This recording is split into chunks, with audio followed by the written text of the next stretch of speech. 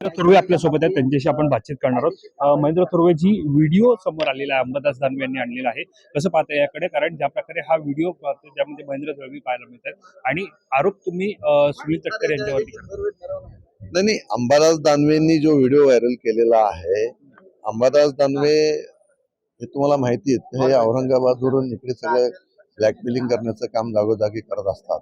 त्यामुळे हे कृत्य त्यांनी केलं असावं, परंतु त्यांना साथ सुनील तटकरेंची असल्याशिवाय ते करू शकत नाही. तर रायगडमध्ये ज्या पद्धतीचं राजकारण सुरू आहे त्याच्यामध्ये सातत्याने महेंद्र दलवी असतील, मी स्वतः असेल, आम्ही सुनील तटकरे जे चुकीचं काम करतो त्याच्यावर आम्ही त्या ठिकाणी बोलत आहोत.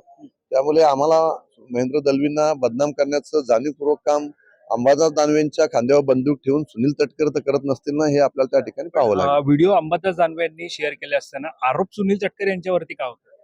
नाही, अंबादास दानवेंनी आता बघा की अंबादास दानवे औरंगाबादवरून इकडे येऊन हा व्हिडिओ त्यांनी जो व्हायरल केलेला आहे, तर तुम्हाला त्या गोष्टीची कल्पना आहे की हे सगळं राजकारण जे चाललेलं आहे रायगडमध्ये, सुनील तटकरे आणि शिवसेना असंच राजकारण त्या ठिकाणी आहे. त्यामुळे शिवसेनेच्या आमदारांना बदनाम करण्यासाठी सुनील तटकरे या सगळ्या खेळी खेळू शकतो. तुम्ही अनेकदा आरोप सुद्धा केले, तुम्ही अनेकदा विरोध सुद्धा केलेला आहे, मात्र या सगळ्यामध्ये साधारणतः पालकमंत्र्याचा तिढा आहे, त्यामुळे हे सगळं होतंय का?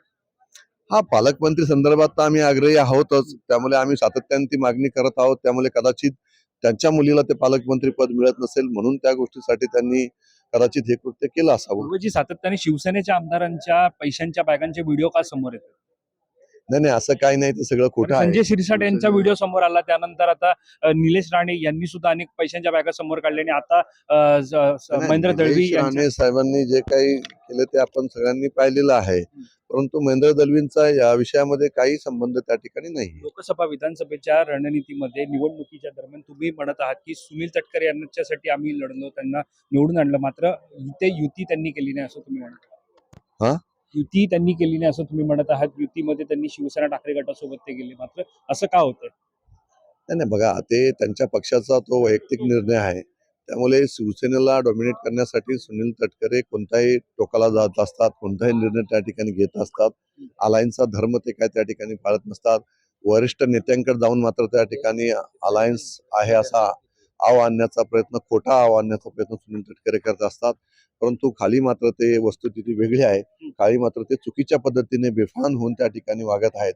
हेच आम्हाला संपूर्ण महाराष्ट्राला दाखवून द्यायचं आहे.